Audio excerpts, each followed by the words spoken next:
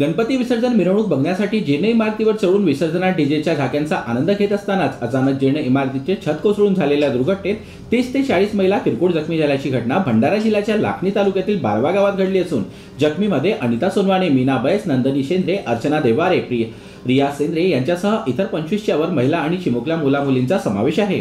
बारवा पेठ येथे सार्वजनिक गणेशोत्सव मंडळाच्या वतीने गणेशोत्सव मोठ्या थाटामाटात साजरा करण्यात आला। 10 दिवस विविध प्रकारचे कार्यक्रम सादर करण्यात आले, तर शेवटच्या दिवशी गणरायाच्या विसर्जनासाठी डीजे व विविध झाकी रेजिमच्या तालावर भाविक थिरकत असताना बाजूच्या जीर्ण इमारतीवरून मिरवणूक पाहताना अचानक छत कोसळले, तर टिनाची शेड खाली अनेक महिला उभ्या होत्या, त्यांच्यावर देखील टिनाचे सेट कोसळले। मात्र सिमेंटच्या छताखाली टिनाचे शेड असल्यामुळे 9 महिला किरकोळ जखमी झाल्या। लगेच जमावाने सर्व टिनाचे शेड उचलून धरले व जखमींना तत्काळ उपचारासाठी प्राथमिक आरोग्य केंद्र बारवा येथे दाखल करण्यात आले आहे।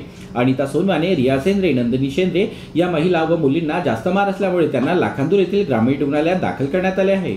जीबी न्यूजचे प्रत्येक अपडेट मिळवून घेण्यासाठी तुम्ही आमच्या चॅनलला लाईक करा, सबस्क्राइब करा आणि शेअर करा, तसेच बेल आयकॉनला सुद्धा प्रेस करा।